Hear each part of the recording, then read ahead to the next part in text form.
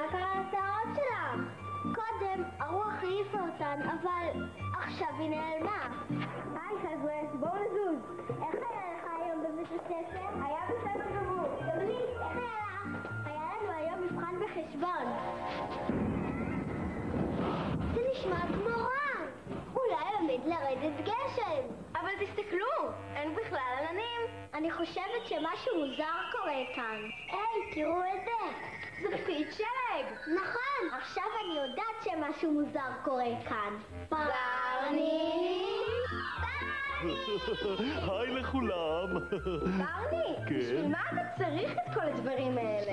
יש כאן כל מיני דברים שקשורים לסוגים שונים של מזג האוויר. נכון, ויכול להיות שאני אצטרך את כל הדברים האלה, כי היום הוא יום 4 העונות. אף פעם לא שמעתי על יום 4 העונות. טוב, זה בגלל שזה חג דמיוני במיוחד. בואו נראה, שמתי את זה פה איפשהו. הנה זה.